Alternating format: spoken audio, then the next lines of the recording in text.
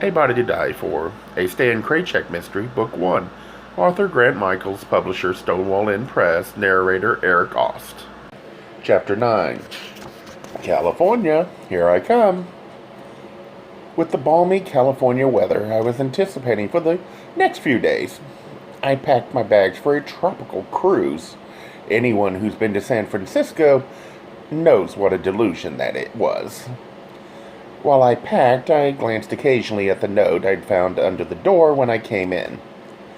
The words were similar to the phone message from yesterday, but I assumed they must have come from the same person. But, like the phone call, the note didn't frighten me so much as pique my curiosity.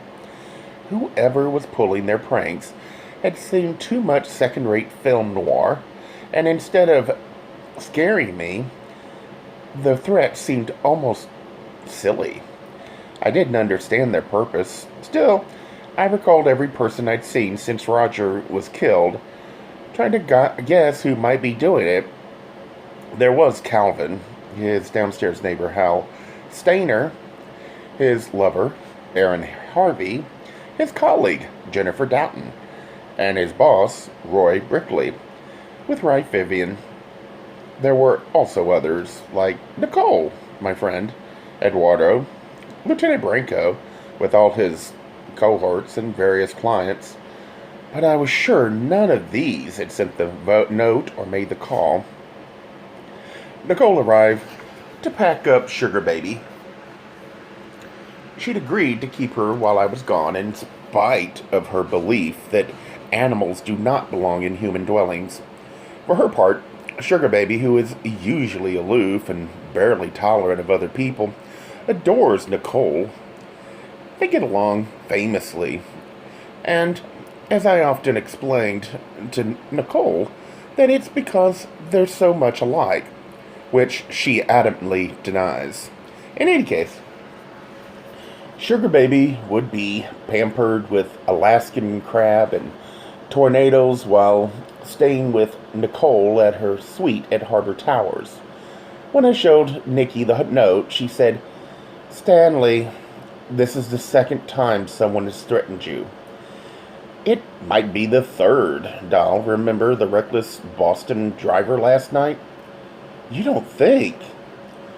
"All I know is that someone is trying to scare me off, but their methods are so tacky, I can't take it seriously."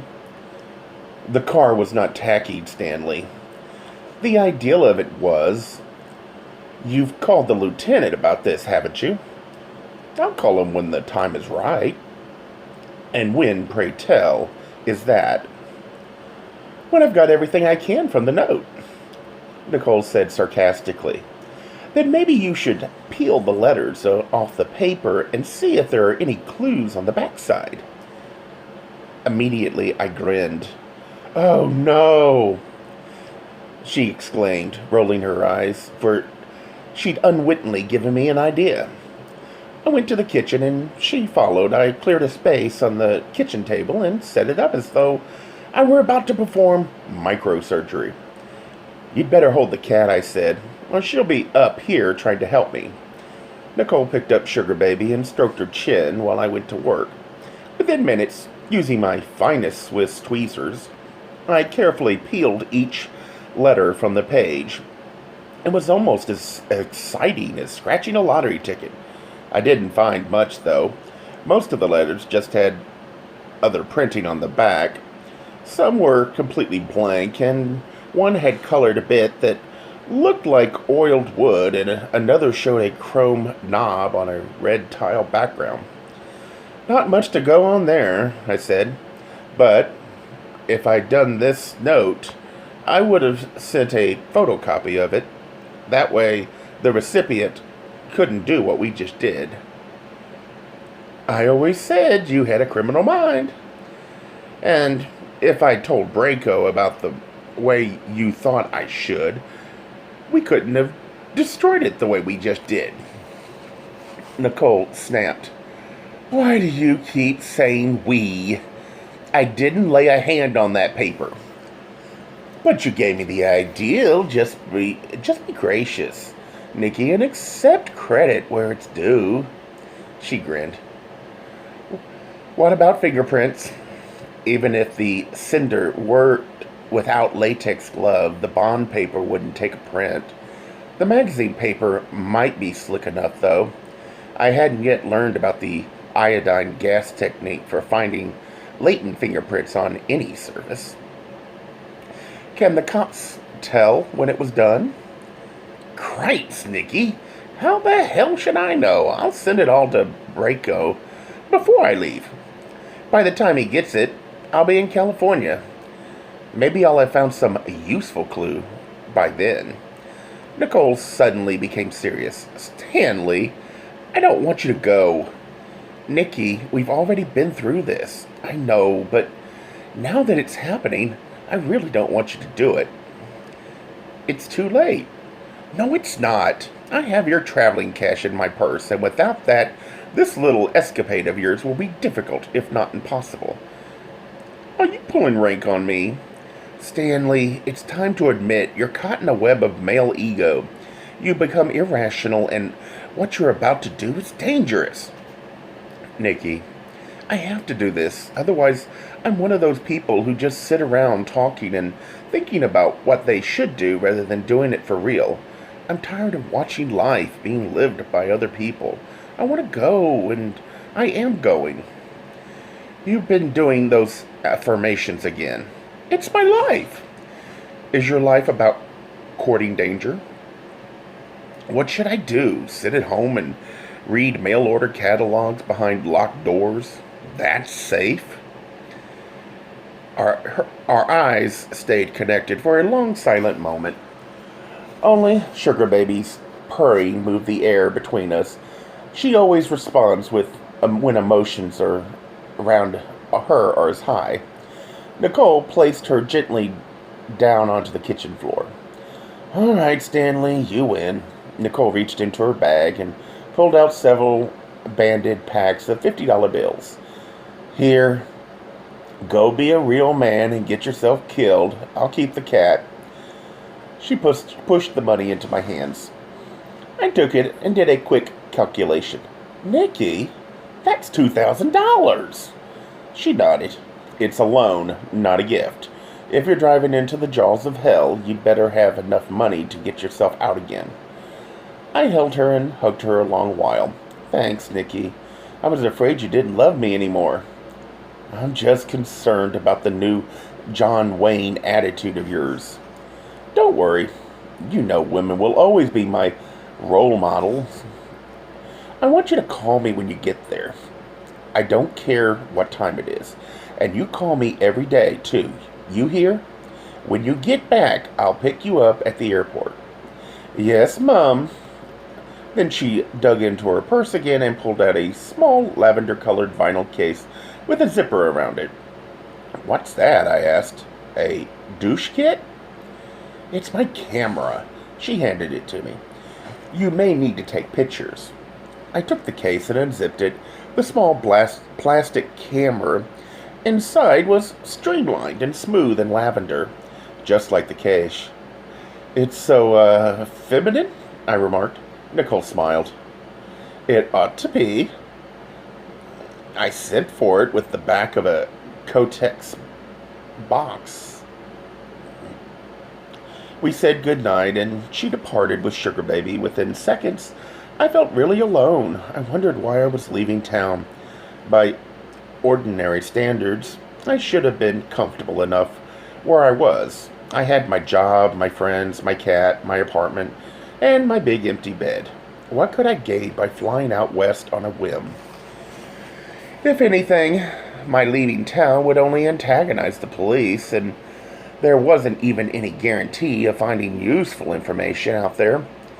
But that was all my rational, linear side talking, trying to convince me to be a good, honest, upright, moral, and safe. My other side, the emotional, spatial, wildebeest part of me said simply, do it! I reassembled the threat note the best I could, then wrote a brief explanation of what I'd done to it. I added hugs and kisses at the end just to keep the whole thing breezy and light. then addressed it all to Lieutenant Branco. By the time he read it, I'd be in California. He'd have to come out west himself and physically abduct me to get me back to Boston. And with that happy thought, I called a cab and headed to the airport. Luckily, I got on the flight, but the takeoff was delayed over an hour. When the plane was finally airborne, I thought again about what I was doing and glumly realized that it was too late to change my mind. I did my mantra using this word surrender. It was good preparation for a transcontinental flight where you're forced to enter a collective frame of mind. You eat only after the food is cold, and move about the cabin at the captain's whim, and you watch a film when the first-class passengers are ready for it. So, I surrendered. I drank and dozed. The plane landed in San Francisco well after midnight. I felt both eager and scared, but as I stepped from the plane onto the landing bridge, the cool, sweet night air thrilled me. I knew I was in a strange new city. Everything around me was new. The signs, the sounds, the smells. People seemed friendlier, too. More relaxed, even though it was so late. I got a cab and headed into town. The driver had a sun-weathered face and a magnificent mustache. A cowboy hat lay on the seat beside him. He got us onto the highway quickly, but as we zoomed toward town, we drove directly into a thunderstorm. Within seconds, the rain was hard and heavy, and visibility became nil. Other cars were pulling off the road until the deluge stopped, and my driver decided to do the same. He stopped the meter, but left the car motor running to keep us warm. Both gestures were considerate, which I took to be a good omen of West Coast hospitality. We made small talk about the weather and how lucky I was the plane had landed before the rain. Then, as he checked the logbook and the rain pelted and drummed against the roof of the cab, he said quickly, as if to himself, "It's a good night to be licking someone's balls." The word shocked me.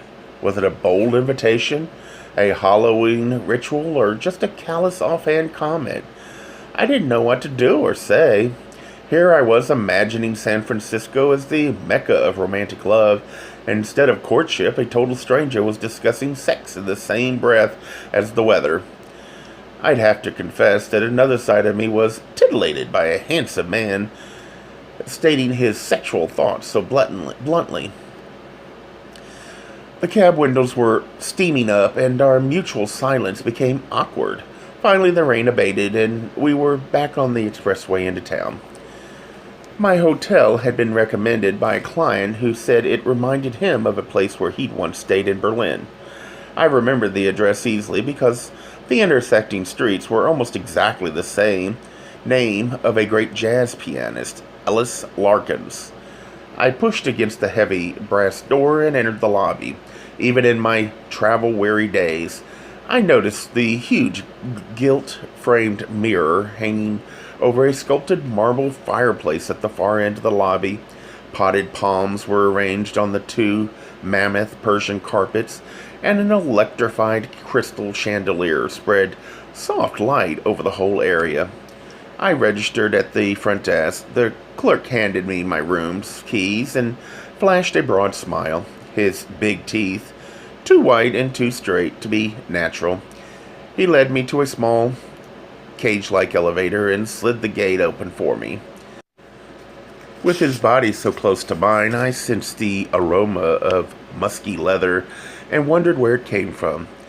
Though leather always intrigues me, my heart prefers something more domestic, like the smell of laundry fresh off the line. The clerk let the gate slide shut and waved to me as the elevator took me up to my floor. When I got in the room, I dumped my bags on the floor and fell onto the bed. I checked the time. It was 1 a.m., which means 4 a.m. in Boston.